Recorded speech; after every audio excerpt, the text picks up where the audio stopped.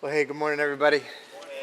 Good to see you all. This happens to be your first time here at Hill City. My name is John Wagler, and I'm part of this team here, and grateful that you're decided to spend a portion of your Sunday here with us. We are in this series called Voice of the Heart, which is based off of the book Voice of the Heart by this guy named Chip Dodd. And so where we're looking at the 8 core emotions that we have, and that there's a gift and there's an impairment to each one of those emotions. Like every week, how many guys want to be emotionally healthy? All right, keep your hands up, keep your hands up, keep your hands up. Turn to the person next to you and just say, yeah, you do. There you go. All right. So I want to show you what those 8, we're going to look at this chart every single week. And so the 8 emotions are hurt, lonely, sad, anger, fear, shame, guilt, and glad. And each one, again, has a gift, and each one has an impairment. So often when we look at these emotions, we typically view them as negative, most of them, except for glad.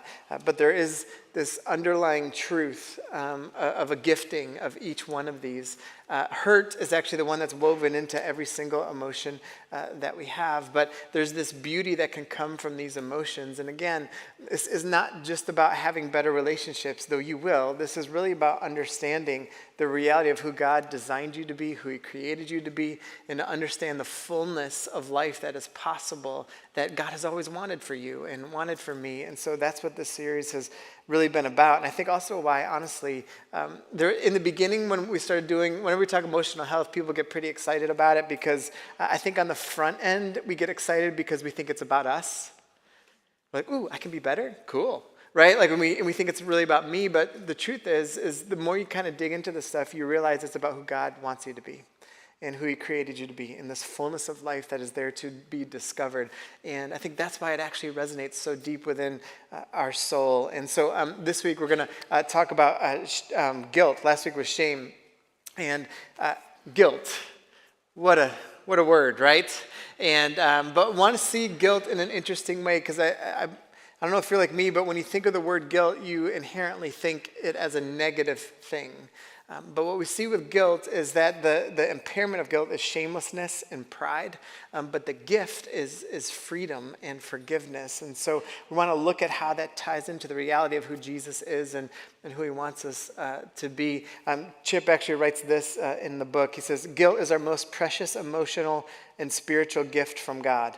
Accompanied by healthy shame, guilt propels us to transparency, to transparently turn ourselves over to the care of others and ultimately God in order to find forgiveness and freedom. Is that how you thought about guilt walking in today, right? How many guys are maybe in a category where you feel like you're riddled with guilt all the time? It's okay. Even if you feel guilty, even like raising your hand, right? Like there's like an element of like you just feel like maybe you're like in your head, just got, man, I got a guilty conscience all the time. And listen, sometimes that's because you're so sensitive to the reality of guilt, which can be a wonderful thing. Sometimes it's because you're a perfectionist. There might be some of you in the room. We'll talk a little bit more about that later on. And then there's some people in the room that maybe you don't ever have any guilt at all. Like you don't have a guilty conscience at all. I won't ask you to raise your hand. But you don't have any guilt. You're like, man, actually, no, I don't. Like you might be like unbelievably healthy and free or just a dumpster fire of emotion, right? There's two like kind of like paths there. And so even like understanding guilt at a deeper level, when I was processing this emotion of guilt, I was just thinking like, what was the first time I remember feeling guilty? And the first thought that came to my mind, there might have been an earlier one than this, but was when my brother, the middle brother, he tried to keep me from, I think I was probably like 6 or 7, he tried to keep me from getting dessert. He was standing in this doorway and he wouldn't let me go by, and half moons were my favorite. There's these pastries and so I was getting so frustrated. Now I hadn't been through the Voice of the Heart series at 7 years old, so I didn't know that I was hurt, and I didn't know that I had unprocessed anger that was about to come out in rage at that moment in time. And so he's standing there thinking it's funny, and like to this day, like you don't ever come between me and dessert. So what ended up happening as a 7-year-old, I just hauled off and just hit him right in the nuts. And so, and it had biblical language. I've been like, gird your loins. But what ended up happening was I hit him. And he responded in kind and hit me back, and he was my older brother. And I can't remember if I had a bloody lip or a bloody nose, but I just remember there being blood. But I remember this overwhelming feeling afterwards of just feeling like so guilty that I did that. Like that it wasn't like there wasn't right to do. And so I was like, oh, just like feeling overwhelmed as like such a young kid. Even as a teenager, I remember I was texting with a dear friend from high school, and we were texting about this time where we got caught cheating in our math class. And our teacher was brilliant how he caught and how he like kind of made us feel so guilty. We got our quizzes back, and we put our quizzes together. And I had some words on my page, and that didn't make sense, and he had some words on his page. And we were texting. We couldn't figure out like what it actually said. But we kind of got the gist of it. But when you put our pieces of paper together, he had written, "Next time you cheat, be a little smarter." And but you can only see it if you put the pieces of paper together. And so we looked up at him, and he had this huge grin on his face. But we felt like so guilty. I mean, goodness gracious, we never would have done anything like that to Mr. Catadella ever again. But there's just feeling guilty. And so we've all experienced guilt. And we know what guilt feels like, but it's important to actually know what guilt is. Guilt actually comes after a healthy shame. See, what we talked about last week was there's this healthy shame that leads to humility. And then what guilt is an understanding of, when we're humbly approaching our life, what guilt is supposed to do is be like, hey, you're not being who you're supposed to be. You're not being who you were created to be. And the Bible would talk about guilt in this essence of sin. And what ends up happening around sin, it's like it's moving us away from who we're supposed to be, but we need to have a sensitivity to our guilt. And when the right sensitivity there and the right humility is around it, it moves us to freedom. It moves us to an understanding of forgiveness. But when we're not in the right space, it leads us to shamelessness and to pride. There's this guy named David in the Bible, and what we begin to see with David, he's an interesting storyline. And so if you're not familiar with the Bible, you might have heard of David and Goliath. So it's that David. He becomes king of Israel at one point, and his background is pretty interesting. You know, he was chosen by God, and other people didn't see like who he really was, but God saw something special inside of him that was in his heart. But David was not, he didn't live just a straight life. He didn't live a life that was like, I would love to be like David. I would love to have his life. He was a mess in so many different ways. But there was a piece of him that was also like incredibly emotionally attuned to what was going on. And we see that in a lot of his writings. But David did something actually incredibly horrible. At one point in his life, there's a story with this woman named Bathsheba. And a lot of times if you're familiar with that story, we view the story of, he looked at Bathsheba and everything. And then he committed adultery with her, the husband of Bathsheba was a guy named Uriah, who was one of his best friends, and who he was like super loyal to David and protected him. But really, what David did was rape and sexually abuse Bathsheba. And we kind of diminish the story too much because we don't like that version of it. It doesn't read as well in Sunday school or with kids' classes. But that's actually what happened. He raped and sexually abused Bathsheba. And then he actually he's a murderer because he then has Uriah ends up being killed in battle, but he was set up to be killed, and that's part of David's story. Now, David suffers the consequences of those actions in a lot of different ways, through his family and through his kingdom and everything. But there was something else that happened in David that I want us to look at that I also think is important, because when he writes this, we start to see something around the idea of guilt and where David was actually at. It doesn't justify any of his actions, but what we do see is the reality of even what we were just singing about, this radical grace and forgiveness that can be experienced with God, does not necessarily remove us from consequences of our actions. However, we can experience a forgiveness from God. And so in Psalm 51, it says this: "Have mercy on me, O God, according to your unfailing love." I want you guys, if you're in a space right now where you feel like God could never love me, I want you to just take hold of that phrase. His unfailing love. He says, according to your great compassion, blot out my transgressions. All right, so you're going to see a couple of different things here. Transgressions, when they talk about sin, is to other people. All right, so transgressions means towards others. And he says, wash away all my iniquity which this means the path that you're on. But when it's iniquity, it's a crooked path. All right? So that the way you're living your life is just not how it's supposed to be. It's all over the place. He says, then cleanse me from my sin. Well, sin is the morality. All right, so we begin to see that how the Bible talks about sin isn't just like how we talk about it, which is like kind of like sin as this one thing. But actually when the Bible starts describing things, it's like it's all in these different ways and seeing the fullness of what ends up happening. It says, for I know my transgressions and my sin is always before me. So you see that there's this seriousness that's happening here to how he's engaging the guilt, how he's engaging what's happened, how he's engaging his actions.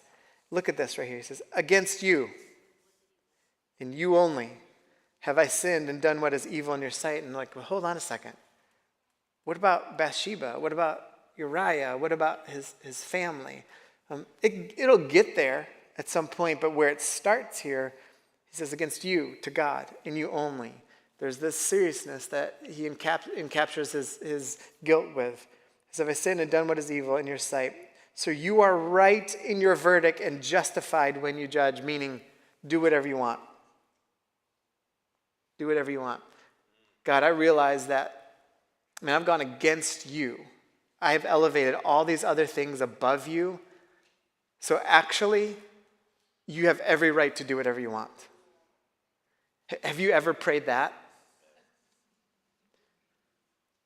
See, to pray that is to actually honor the holiness of who God is. To pray that and even think that, to be like, you know what, God? I've gone against you. Like, you whatever you want to do. When now we come and we're like, God, please forgive me. Don't, right? But David's like, no. I've sinned against you. Like, do whatever you feel right to do. I want us to take this in because I want us to see where this leads. And so when you see with shamelessness and pride, you don't get to that place of saying to God, do whatever you want to do. You don't get to that place of saying, like, God, I've sinned against you. You go this shamelessness route. You go this prideful route in terms of how we begin to respond. And the first thing that we begin to act like is a coward. You see, when we take our guilt lightly and we don't have a lot of humility around all of this, we start acting like cowards. We lack vulnerability. We're not honest with others in terms of who we are. We're not honest with God and with who we are. And what ends up happening is in that hiding, we will learn how to manipulate and become hypocritical. We begin to see it's like, well, how do you get to that place? Why did I get to that place where I'm hiding all the time and everything? It's like, well, because of our pride and because we're shameless, we're not taking the reality of our guilt. I'm serious enough about enough humility. It's a cowardly way to live. Because you're not fully who you're supposed to be. You're not fully honest. Like, no one walks around being like, wow, it's super courageous how hypocritical you are. Well, we're acting like cowards, and we're cowards relationally. We don't engage people like we should. We don't engage the reality of who we are. Like, it takes courage to be vulnerable with people, doesn't it? It takes courage to admit when you're wrong. It takes courage to step forward and say, like, I'm a mess and I need help. It takes courage to do all those things. But when we can't get there, we're acting cowardly because of shamelessness and pride. You see, accountability and responsibility are for the mature and the courageous. And that's something we've got to grasp onto on the front end. It's like, do I want to live cowardly or step into something else as I engage the reality of what sin might do in my life? You might deny the truth of your life or deny what's actually going on, and you end up blaming the people around us. You know, when guilt comes on us and we keep denying its reality or minimizing it, you feel heavy with it.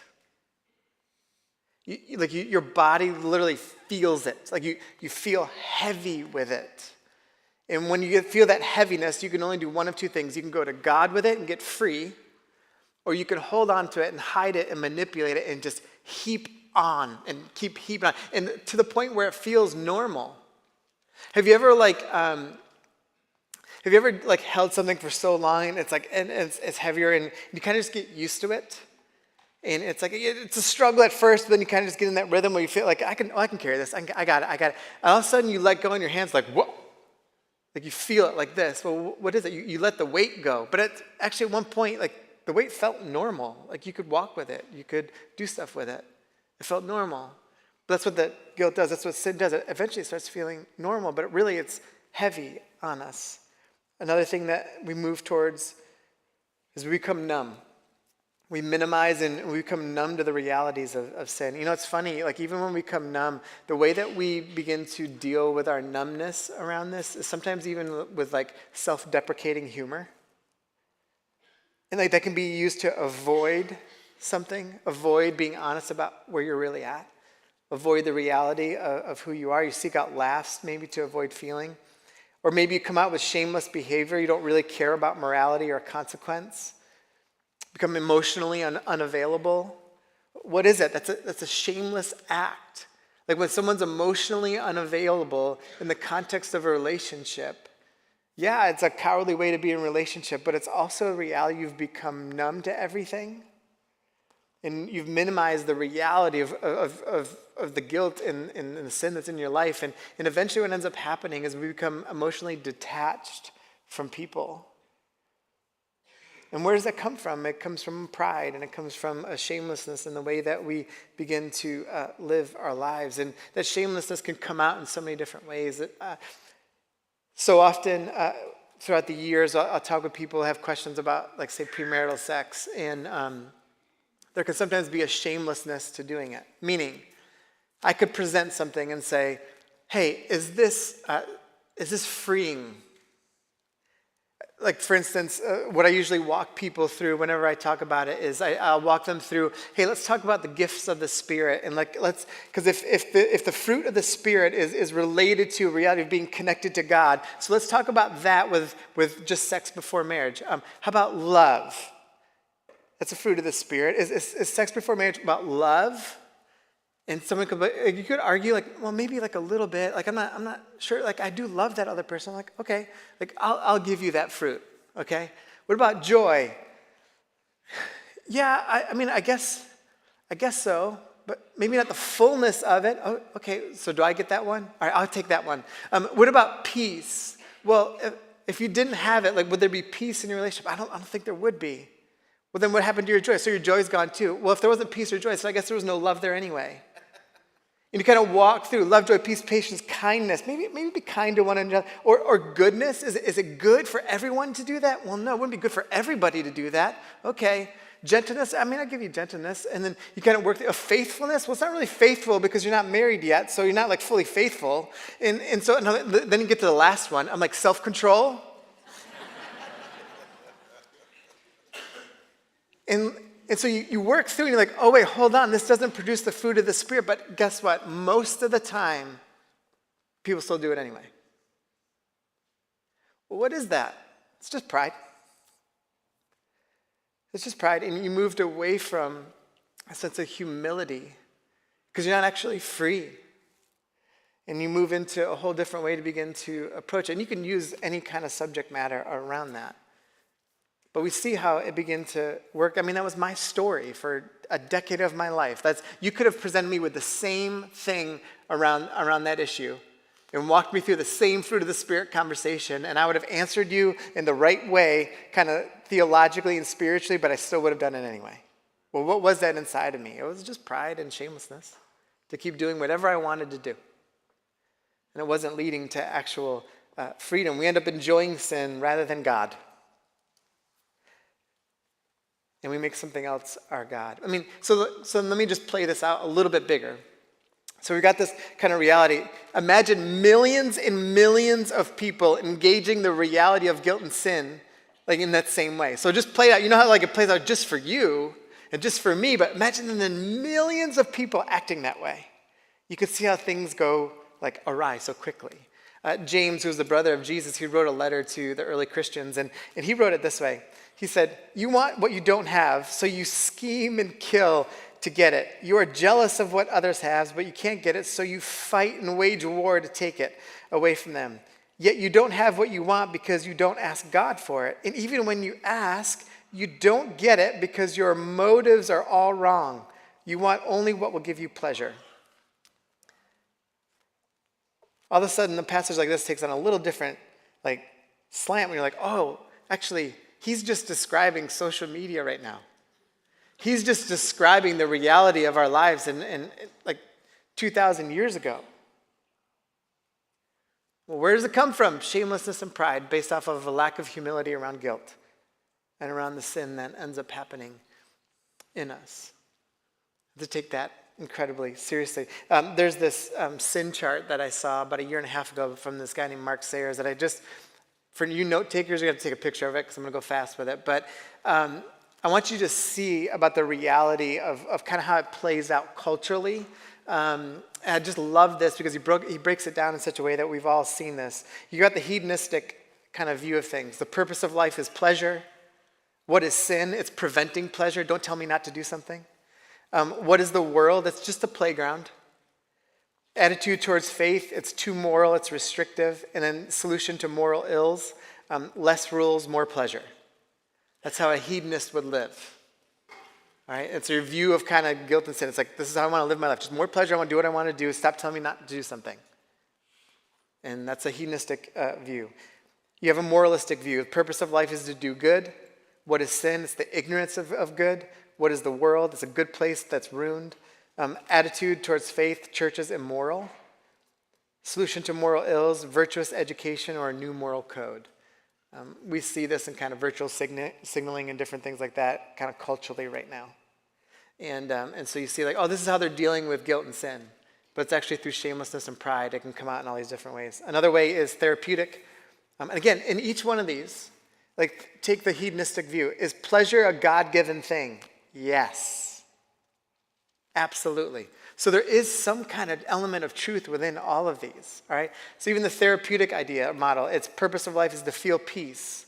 So just do breathing exercises. That's how you feel peace. What is sin? It's mental and emotional trauma and discomfort. And by the way, let me say this. I'm a fan of therapy, all right, and all this stuff. But it's not, therapy it does not answer sin. Therapy is not what makes us whole. Right, there's something that deeper going on. What is the world? Painful. It's a traumatic place. Attitude towards faith, acceptable for personal peace. A solution to moral ills, you need safe spaces and to minimize harm. That's how you live your life. It's interesting because the Bible talks about you don't actually need safe space. Why? Because we understand the goodness of God. And that suffering and pain will actually happen and we just got to engage the reality of the fullness of life. That's happened. You don't have to, oh my, don't get so close to it, and just want to keep you away from all harm. It's that's not real. That's not real. Or maybe you're nihilistic, which is purpose of life to feel nothing. What is sin? It permeates everything. What is the world? It's a disaster. The attitude towards faith, it's corrupt. The solution to moral ills is to escape. You know, it's interesting. Some Christians are actually more like this than you realize. They'll say things like this. Oh, the world is just the worst. Culture is just the worst. Those people are the worst. God, will you just take us and end everything? I'd rather escape and get out of all of this. Has anyone ever heard that from Christians? People say stuff like that, and that's not the way God tells us to interact with the world or how to even see the world around us. So we see how easy we can fall in line on this. Where does that come from? It comes from a prideful engagement with the reality of sin in our lives and reality of shamelessness. Here's the third thing that happens. We become perfectionists. Some of you guys are squirming right now. And I want to, if you pay attention to detail and you want things a certain way, I'm not saying this is totally you, but I just want you to question where your perfectionism comes from. So we start seeing that maybe as a perfectionist, maybe you live a life that you think, I just have to keep doing good. The better I am, the more perfect I am, therefore the more holy I am. That is not how God thinks about you. The more if I can just earn enough, maybe I'll get into God's good graces. So I just got to be perfect. I can't make mistakes. It's not how it works with God. What essentially happens in that is a self-hatred builds, because when you make mistakes, you just hate that you did that. And so that continues to build inside of you. And it's a toxic element, and that's not how God wants you to see yourself. So even that perfectionism can be so harmful to how we engage the world around us. And where does that come from? It's actually coming from a prideful place, thinking that you can fix everything. What ends up happening with perfectionists so often is you can't accept forgiveness or grace because you feel like you need to earn it. But then you also can't give it to other people because you're so judgmental towards them, because they're not as perfect as you are. And it comes from a prideful place. You avoid your own issues and amplify everyone else's. You get into a legalism cycle, which is you fail, you get up, you swear you'll never do it again, you condemn yourself, then repeat, repeat, and repeat. And then a lot of times you get fixated on self-esteem. Now, is self-esteem a bad thing? Of course it's not. Actually, like a great self-confidence of who you are and understanding of who you are and having the right kind of identity is actually like a connection to the reality of the God that created you. But when the only focus is self-esteem, it becomes incredibly prideful. So if you're roughly my age, so I'm 46, if you're roughly in that age bracket, that is the start of when like self-esteem became the big thing. Like, you got to build them up, build them up, build them up. Tell them they're the best, right? You can do whatever you want to do, which is the lie. But like, there's like you build it, and like, everything's about self-esteem, self-esteem, self-esteem, self-esteem. But it doesn't actually build people up in the right way, because the focus of self-esteem is on who? Me. And so, yeah, do we want confidence? Of course. But we want to gain our confidence from the right space and the right place, and not from ourselves. When this happens, everything starts to get crooked. The path gets crooked. And we begin to see this. So what happens with freedom and forgiveness? You become aware. You become aware. So this is the gift of guilt. This is the gift of having a humility of engaging your life, and you begin to understand, like, oh, I'm becoming very aware of things, aware of who God wants me to be, aware of who I've sinned against. Aware, can you imagine if, as we approach the reality of our guilt in those moments where we're kind of separated from who God designed us to be, that our first response is like, God, I have sinned against you. Yes, I also sinned against this other person, but I've sinned against you, and I want to approach you in that way. Why? Because I'm so aware of this. I'm aware of who I've sinned against. I'm aware that I need forgiveness. I'm aware that I need freedom. I'm aware of all these things. If we don't understand that we've sinned against God first, we will always rationalize or minimize our sin. That's not freeing. And so it's important for us to begin to understand that piece. And so do you need to seek forgiveness from other people that you've harmed? Yes, that's a freeing thing to do. That's what a humble person does. When you've harmed someone, you seek forgiveness from them. You can't forgive yourself. Here's what I mean. You can't wrong someone else, not go to God about it, not go to other people, and just sit there and be like, Wags, I forgive you. And I walk away and I'm like, all right, I'm good. Like, if I wrong Kevin and then my response is to just forgive myself, is Kevin like, oh, I'm so glad Wags forgave himself? Is God like, oh, I'm so thankful you did it, and that what I did on the cross was worthless? See, it's like, no, we don't. Yeah, you can't hold on to your guilt, and you can't. That's not what freedom actually is. But it's not about forgiving yourself. It's about understanding. Oh, I need to seek forgiveness from God and from the person that I wronged.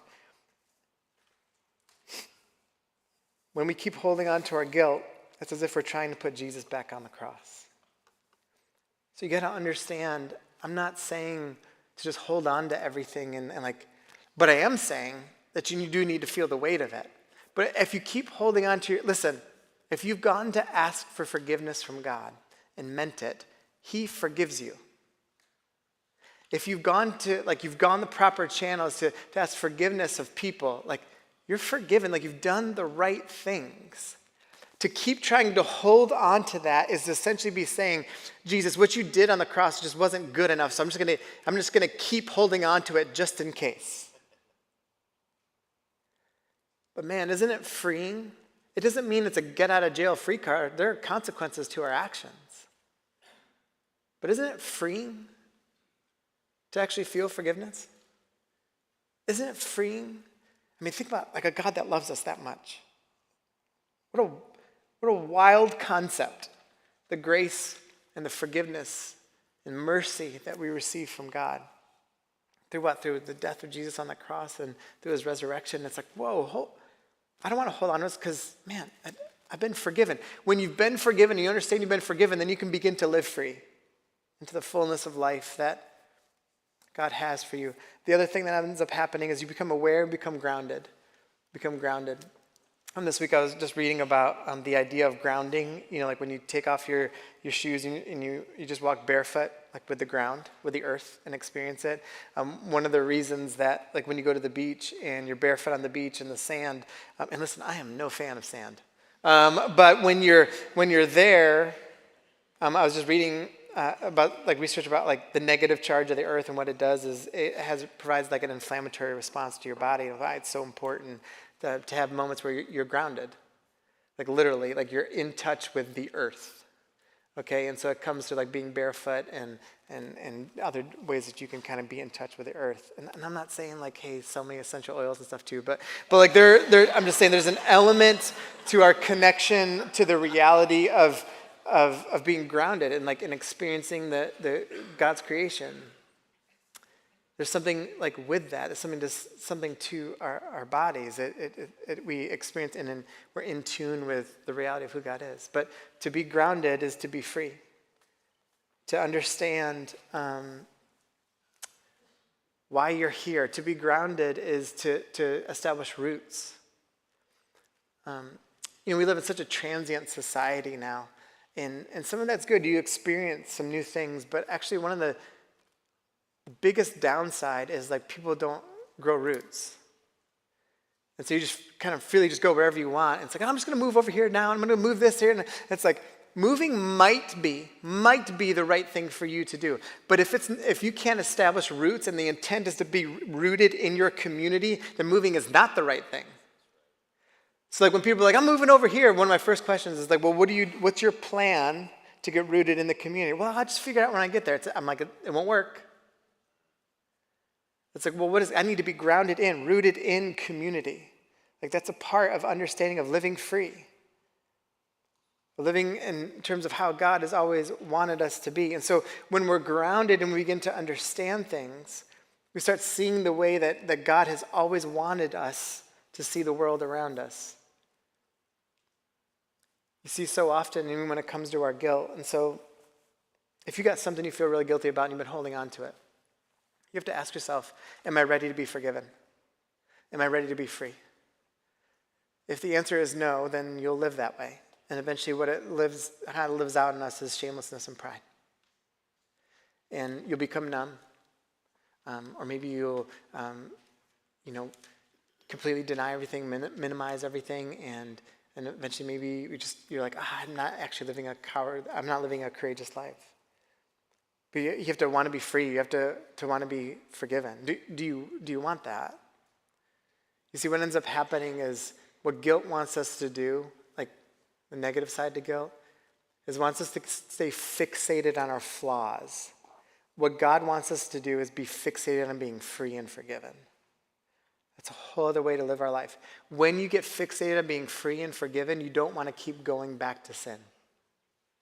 You don't, because you know what it feels like to be free and forgiven. To experience the grace of God in that way. When you hide, and when you manipulate, when you're hypocritical, it's like, I'm just going to be over here with my sin and my guilt and kind of take that on because it just feels better. It just feels better. But I'm telling you to live free and to live forgiven is what God desires for your life. To know that you're delighted in. To know that you can feel peace. To know God sees you in the way that you are and loves you dearly and wants to delight in you and experience like the fullness of life. I remember when I sat in church for the first time after having my kind of come back to Jesus moment. I remember sitting there and I had like a powerful experience. I'll come back to Jesus. And but the first time I came back into church, I remember my eyes filling up with tears for the first time in church. And the reason was, it was the first time that I ever actually felt free. I had done a lot of stuff I was not proud of. A lot of stuff that I deeply regretted and regret to this day. A lot of stuff that was very, very opposite of a faith in Jesus. But that day sitting there, I was like, I know I'm not perfect, but I know I'm free. And I know I'm forgiven, and that's how I want to live my life. Man, you guys can come up. So that's what I leave you guys with this morning. We're going to sing about the reality of the death and the resurrection of Jesus here in this last song. And it's a song called Death Was Arrested. And there's a part in there in this song where it's like more of like an anthem, like, I'm free, free, forever we're free. Come join the song of all who believe. Yes, I'm free, forever, amen. When death was arrested, and like that's when my life began.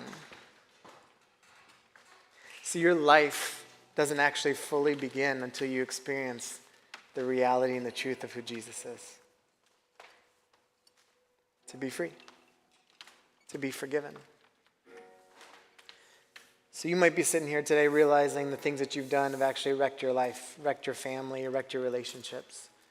Maybe it's wrecked your self-esteem, it's wrecked how you see everything around you.